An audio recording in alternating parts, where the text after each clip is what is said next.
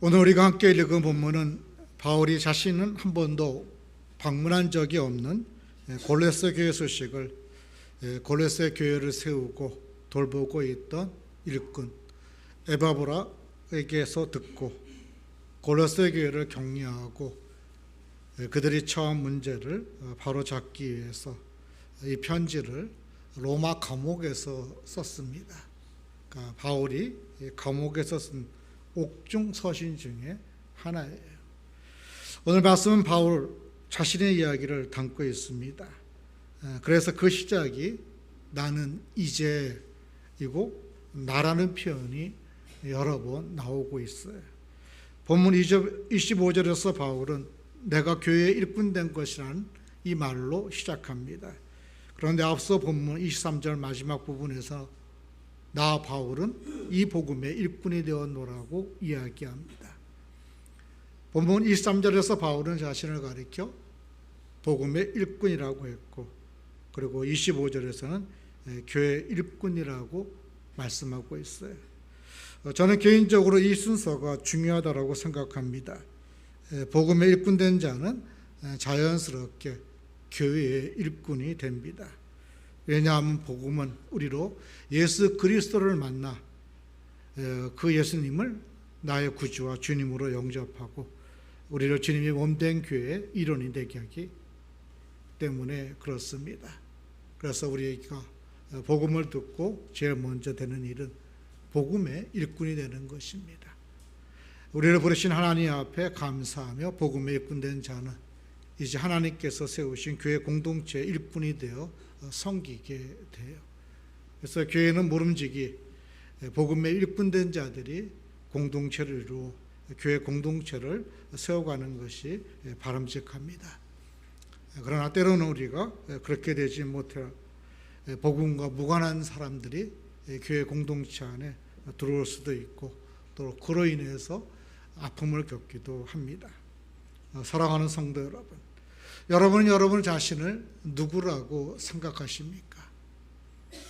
세상에서는 주로 외모와 이력과 경력을 가지고 또 출신을 가지고 직업을 가지고 우리를 부르기도 합니다.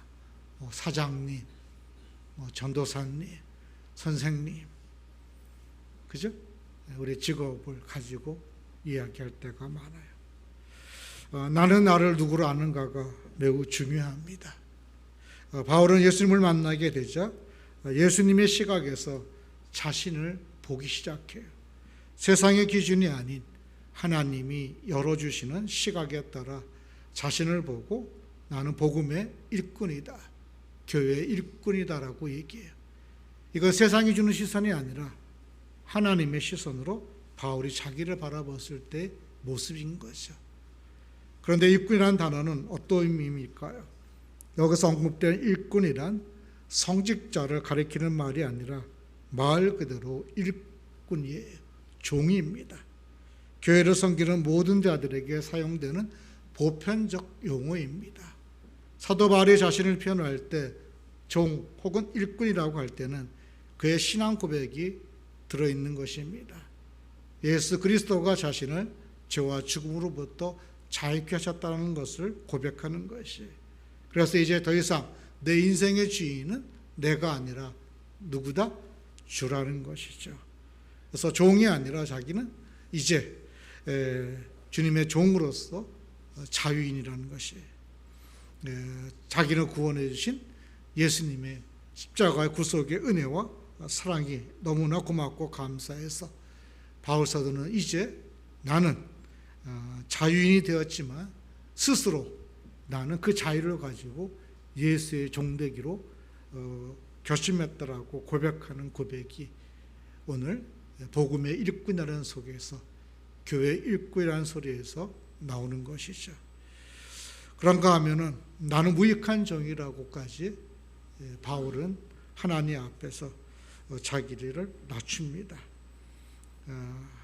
이런 맥락에서 일꾼된 자를 정의한다면 일꾼이란 종이란 그리스도의 사랑을 입은 자며 그 사랑을 알기에 기꺼이 즐거움으로 기쁨으로 주님을 섬기는 자라는 것이죠. 자기를 낮추어 자기를 높이기 위해서 주를 섬기는 것이 아니라 자기를 낮추기 위해 주를 섬기는 자. 여러분 자신 어떻게 생각하십니까? 주의 종으로 교회 일꾼으로 생각하고 계십니까? 민들레 지구촌교회가 11주년을 맞이하면서 온 성도들이 복음의 일꾼이 되고 교회의 일꾼이 될 수 있기를 원합니다. 오늘 한국교회의 문제가 무엇입니까? 위기가 무엇이죠? 이런 의식, 일꾼된 의식이 없다라는 것입니다. 적다는 것이죠. 있어도 자신을 그리스도의 종으로 교회 일꾼으로 알고 즐거움으로 기쁨으로 헌신하고 겸손함으로 자신을 낮추는 일꾼이 많을 때 교회는 교회다울 수 있고 주의 나라는 또 우리를 통해서 임하게 될 것입니다. 그렇다면 우리가 교회의 일꾼답게 살려면 어떻게 살아야 할까요? 오늘 본문을 통해서 함께 생각해 보고자 합니다. 교회 일꾼답게 우리는 첫째, 각 사람을 그리스도 안에서 완전한 자로 세워가야 합니다. 바울은 성도를 위해 고난을 기뻐하고 자기의 삶에 그리스도의 남은 고난을 채우기를 원하고 있어요. 그런데 그 이유가 무엇입니까? 그가 전파하는 그리스도를 통해 각 사람을 그리스도 안에서 완전한 자로 세우려는데 그 목적이 있다라는 것입니다. 자기 이름을 내는 것이 아니에요. 출세하는 것이 아닙니다. 큰 교회를 하는 것이 아니에요. 각 사람을 그리스도 안에서 완전한 자로 세우는 것에 목적이 있어요.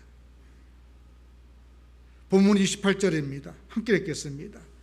우리가 그 일을 전파하여 각 사람을 권하고 모든 지혜로 각 사람을 가르침은 각 사람을 그리스도 안에서 완전한 자로 세우려 함이니. 각 사람을 세우는 데 목적이 있습니다. 성경에서 완전하라는 말씀의 뜻은 성숙하라, 온전하게 살라라는 뜻입니다. 모든 계명에 100% 완벽하게 살라라는 뜻은 아니에요. 죄인된 인간이 어떻게 100% 하나님의 말씀대로 살 수가 있겠습니까? 그럼에도 불구하고 성경은 할 수만 있으면, 기회가 있으면 하나님께서 주신 말씀을 지키며 주님께서 바라시고 원하시는 성숙한 자의, 완전한 자의 모습으로 살기를 소망하고 있다라는 것입니다. 우리가 예수 믿고 나면 우리 안에 누가 내주하시죠? 성령이 내주하십니다.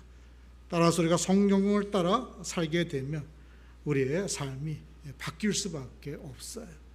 그래서 이전 것은 다 지나가고 주께서 우리에게 말씀하신 새 것들을 추구하는 삶을 살게 돼요.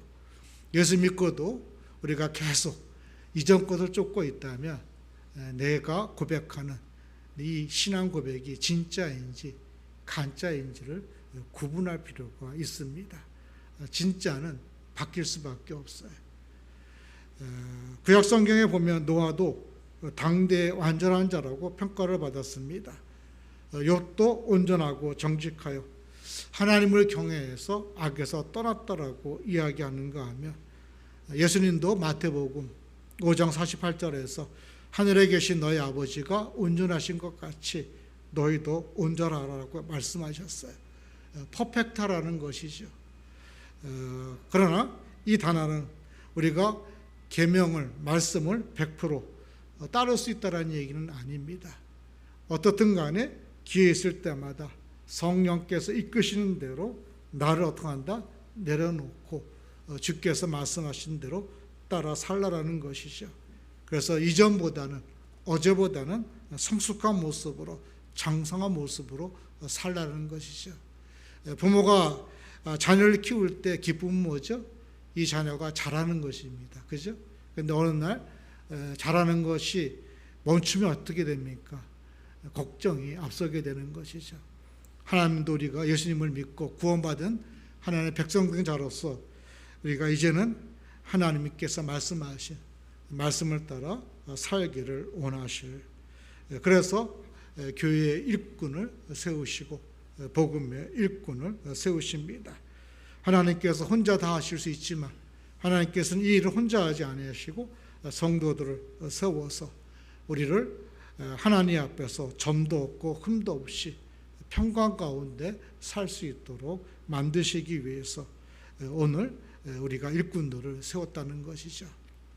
그런 면에서 오늘 여러분이 가정에서도 또 교회에서도 직장에서도 복음의 일꾼이 되고 교회의 일꾼이 될 수 있기를 원합니다. 교회에서의 모습과 가정에서의 모습과 직장에서의 모습이 달라서는 안 돼요. 똑같아야 됩니다. 똑같게 맞춰가려고 몸부림쳐야 돼요. 그래서 주 앞에도 점도 없고 흠도 없고 평강 가운데 삶을 드러내야 되는 것이죠. 유럽이나 미국에 가보면 느끼는 것이 한 가지 있습니다. 저는 진짜 거룩하고 성숙한 크리스천들을 보면 저수준, 자기 세대에 이루어진 것이 아니라 저수준이 부모 세대의 유산을 물려받은 것이라는 것을 느끼게 돼요. 정말 그리스도인다운 삶을 사는 사람들의 모습을 보면 도시보다는 시골에 가보면요 있어요. 근데 그들의 그 신앙이 누구로부터 내려왔는가 보면 부모로부터 내려와서 그 신앙을 계승하고 있다는 것이죠. 그러니까 부모 때는 좀 모자랄 수 있었지만 자녀 세대에서는 복음의 계시가 더 넓어지니까 어떻게 해요? 부모보다는 더 잘 모시게 된 것이죠. 우리 한국교회도 마찬가지입니다. 지금 부모 세대가 좀 더 성숙하고 거룩한 삶을 살 때 거기서 성장하는 우리 다음 세대는 우리보다 더 성숙하고 거룩한 세대가 되리라고 믿습니다. 우리보다 실수도 덜하고 상처도 덜 받으면서 왜 앞서 엄마 아빠 하는 거 봤잖아요. 저렇게 하면 안 된다. 그죠? 그러니까 우리보다는 더 잘할 거예요. 저는 그런 꿈이 있습니다. 우리가 앞에 길을 닦고 가지만 우리 후배들이 우리를 반면 교사해서 더 하나님 앞에 합한 자로 세워질 거라고 믿어요. 그 사명을 저는 우리가 이제 가져야 되지 않나 생각합니다. 11주년을 맞이하면서 나의 신앙의 성숙도 중요하지만 이제 우리의 자녀들이 우리가 떠난 자리에서 하나님을 경외하고 하나님의 일꾼답게 살아가도록 우리가 그들을 양육하고 키워야 될 책임이 우리에게 있는 것이죠. 비록 인구 감소의 어려움 가운데 있고 또 예수 믿는 자들이 줄어들고 있는 것만은 사실입니다. 지난 목요일 날 어떤 목사님이 그러더라고요. 지금 한 600만 명 되는 것 같다고.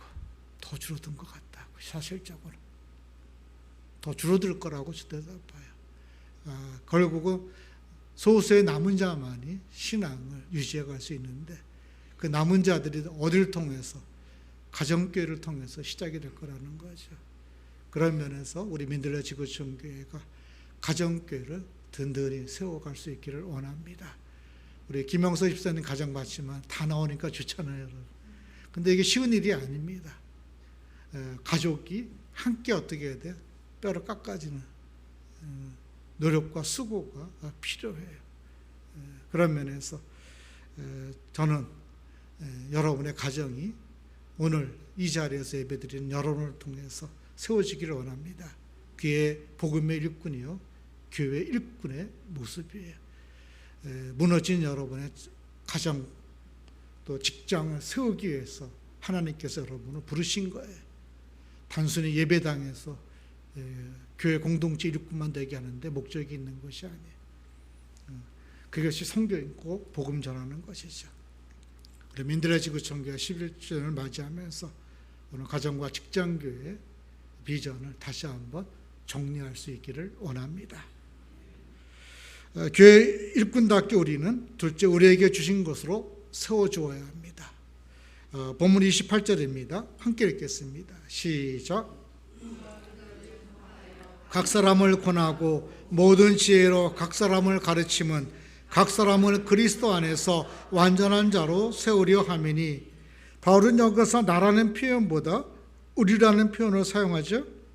이는 에바브로와 디모데 등 복음사에게 충성하는 다른 일꾼들이 이 일에 수고하고 있다는 것을 말씀하고 있는 것입니다. 그들은 예수 그리스도를 어떻게 했어요? 전파했습니다.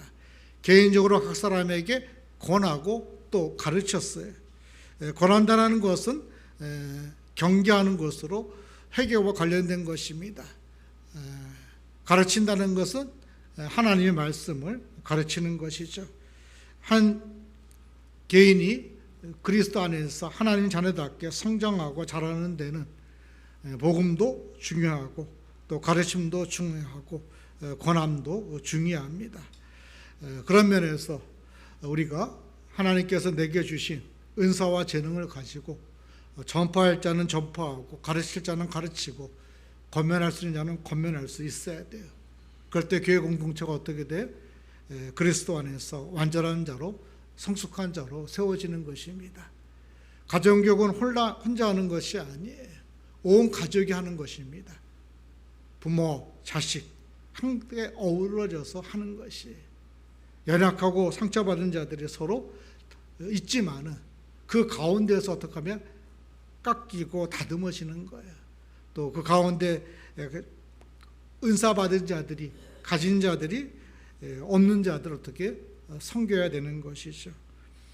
우리가 꼭 섬긴다라고 할 때 재정적인 것만 생각하고 있는데 그렇지 않다라는 것이죠. 그러니까 한 인격체가 주 안에서 성숙한 자로 자라가기 위해서는 온 성도들의 수고와 땀이 필요한 것입니다. 그리고 그것은 하루아침에 되는 것이 아니라 평생 해야 할 일이에요. 끝날 날이 없습니다. 끝까지 죽을 때까지 하나님께서 내게 주신 은사와 재능을 가지고 다른 지체를 세워가는 일에 수고와 애씀이 있어야 된다는 것이죠. 그런 면에서 사역에 있어서는 어떡합니까? 은퇴가 없는 거예요. 사역에 있어서는 우리가 직분에 있어서는 우리가 은퇴가 있을 수 있지만 복음을 전하고 가르치고 양육하는 이 일에서는 우리가 뭡니까? 목사도 장로도 권사도 성도도 죽을 때까지 해야 할 이 일인 거예요. 목사직은 내려놓을 수가 있습니다. 그죠? 목사직. 직은 내려놓을 수 있어, 직은. 근데 우리가 직을 내려놓는 것과 동시에 아까 그조차도 내려놓는 것들을 많이 봐요.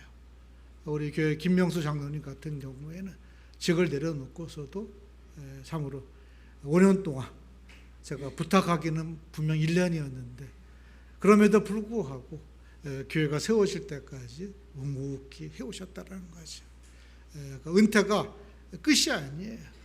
우리가 직에서는 우리가 은퇴할 수 있지만 사역에서는 은퇴할 수가 없어요. 그런 면에서 오늘 하나님께서 내게 주신 은사를 가지고 오늘 하나님께서 내 가정과 직장과 일터에서 이루고자 하시는 그 일들 앞에 여러분들이 쓰임을 받을 수 있기를 원합니다. 건강이 있으면 그 건강으로 섬기십시오.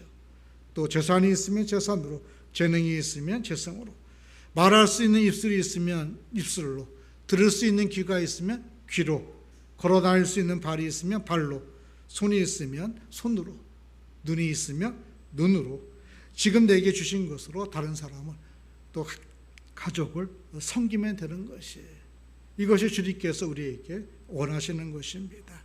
언제까지요? 죽을 때까지, 보이지 않을 때까지 해야 되는 것이죠. 오늘 여러분의 주위를 한번 돌아보시기를 바랍니다. 여기에 모여있는 모든 자들이 다 그리스도 안에서 한 몸으로 연합해 갈 지체들이에요. 한번 둘러보세요. 어디 가서도 만날 자들입니까? 천국 가서도 만날 자들이에요. 안 반가우신가 보다. 저는 너무나 반가운데 한 지체가 병들었을 때, 연약해졌을 때, 낙심할 때 그 지체를 회복시키고 붙들어지기 위해서 하나님께서 우리를 붙여두신 거예요. 혼자 할 수 없는 것이죠. 그런 면에서 우리가 다시 한번 지체의식을 회복할 수 있기를 원합니다. 은퇴하신 분들은 나는 이제 은퇴했으니까 나는 이제 아무것도 안 해, 이렇게 생각하지 마세요. 은퇴했기 때문에 더 자유롭게 할 일들이 많이 있습니다. 성도들의 가정을 신방할 수도 있고 낙심하는 자를 격려할 수도 있어요. 그런 면에서 여러분들이 끝까지 그 사역을 감당할 때 하나님의 영광이 또 사랑이 생명이 나타날 줄 믿습니다. 교회 일꾼답게 우리는 셋째, 성령의 역사를 따라 힘을 다하여 수고해야 합니다. 본문 29절입니다. 함께 읽겠습니다. 시작. 이를 위하여 나는 내 속에서 능력으로 역사하신 이의 역사를 따라 힘을 다하여 수고하노라. 바울은 성도를 온전히 세우기 위해서 힘을 다하여 수고했습니다. 하지만 바울은 그것이 자기 힘으로 된 것이 아님을 알고 있었어요. 오직 자기 안에서 능력으로 역사하신 이의 역사 때문에 가능했다는 것이죠. 그분이 누구죠? 1차적으로는 예수 그리스도이시요, 2차적으로는 성령이십니다. 삼위일체 하나님이 그 안에 계신 것이죠. 오늘 속에서 능력하신 이라고 오늘 바울 사도는 이야기하고 있습니다. 자기가 만난 예수 그리스도가 자기 안에서 함께 하셨기에 그가 하나님께서 맡겨주신 생명의 사역을 감당할 수 있었음을 고백하고 있습니다. 오늘 우리 또한 이 생명의 역사를 감당할 수 있기를 원합니다. 그러려면 우리가 누구 안에 있어야 돼요? 그리스도 안에 있어야 돼요. 왜냐하면 그리스도께서 우리에게 주신 사랑이 있기 때문에 그렇습니다. 하나님께서 맡겨준 사역은 사랑을 빼면 할 수 없는 사역이에요. 그런데 많은 경우 우리가 사랑 없이 이것을 하려고 해요. 그러려면 실패할 수밖에 없습니다. 그리스도의 사랑으로 우리가 주께서 맡겨준 사역을 해야 돼요. 내 사랑으로 하는 것이 아닙니다. 그리스도의 사랑으로 하는 거예요. 내가 그리스도에게 받은 사랑. 예수님은 인류에 대한 사랑 때문에 당신의 삶 전체를 어떻게 하셨습니까? 우리에게 주셨어요. 예수님의 인생은 고난 그 자체였습니다. 예수님에게는 놀라운 지혜와 능력이 주어졌지만 그것이 예수님의 수고를 덜어준 것이 아님을 복음서를 읽다 보면 깨닫게 돼요. 예수님이 마법을 부리듯 툭툭 치고 다니면서 치유하신 것이 아닙니다. 예수님에 의해 한 사람이 치유될 때마다 예수님에게서 엄청난 힘이 빠져나갔어요. 치유 사역이 쉬운 것이 아니에요. 엄청나게 어렵습니다. 그냥 이렇게 말로 되는 것이 아니라는 것이에요.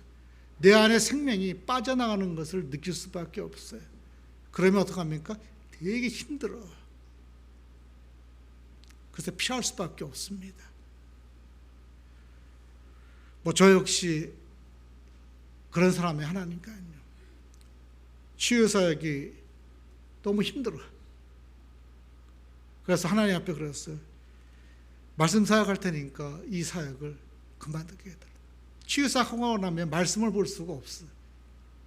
그 정도 에너지가 빠지는 사역입니다. 그런데 예수님께서 이 사역을 했습니까? 안 하셨습니까? 그냥 한 것 같지만 아니요. 그 몸에서 엄청난 힘이 빠져나가는 에너지가 소모되는 사역이었어요. 전도하시고 가르치고 치유하신 모든 활동은 사실 예수님의 생명을 갉아먹는 것입니다. 우리가 전도하다가 왜 힘들다고 합니까? 힘들 수밖에 없어요, 여러분. 생명을 갉아먹는 일이에요. 안 믿는 사람에게 설교하려고 하고 또 복음을 전하려고 하면 잘 들으려고 해요, 안 들으려고 해요? 안 들으려고 해요. 그러니까 생명의 실강을 해야 됩니까? 안 해야 됩니까? 해야 할 수밖에 없는 거예요. 근데 우리는 뭐라고 얘기하냐면, 아니 내가 주의를 하는데 왜 힘이 드냐고. 힘이 들 수밖에 없어요. 생명을 모르는 자에게 생명을 설명하려고 하는 이게 설명이 됩니까? 안 됩니까? 안 돼요. 누구의 역사 없이는, 성령의 역사 없이는. 그러니까 그게 언제 나타날지 우리 모르잖아요. 그러니까 그걸 무한정하다 보면 어떻게 됩니까? 지쳐버리는 거죠. 그럼에도 불구하고 예수님께서 십자가에서 어떻게 하셨습니까? 고난 당하셨어요. 갑작스럽게 고난 당한 것이 아니라 준비하시고 고난의 여정을 감당하신 거죠. 그리고 십자가에서 우리를 위해 죽으신 거죠. 십자가의 고난을 다른 말로 바꾸면 사랑이라고 저는 생각합니다. 우리를 사랑하셔서 당하신 것이 뭐죠? 십자가 고난 아닙니까? 근데 그 사역을 오늘 하나님께서 우리에게 맡기셨다라는 거예요. 따라서 주님이 고난을 받았다라는 이 사실을 오늘 우리가 믿고 고백한다면 우리 또 어떡합니까? 그 사랑을 아는 자로 주님 오실 그날까지 우리가 이 사랑의 사역을 감당해야 돼요. 문제는 사랑할 만한 사람을 사랑하면 감당할 수 있는데 사랑할 만한 사람이 한결 같이 아니라는 것이죠. 문제는 또 내 수고와 아픔과 원통함을 기억해 주는 사람이라면 괜찮은데 그렇지 않다라는 거예요. 여기에 딜레마가 있죠. 그러려면 우리 안에 뭐가 회복이 되어야 됩니까? 예수 그리스도 안에서 십자가의 사랑이 회복되어야 되는 거예요.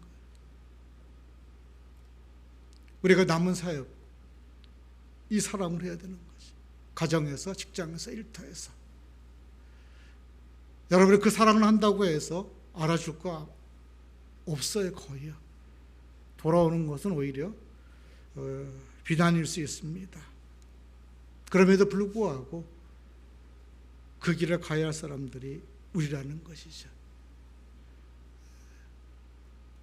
그것을 예수님께서 산상수훈에서 말씀하셨고 복음서에서 말씀하고 있어요.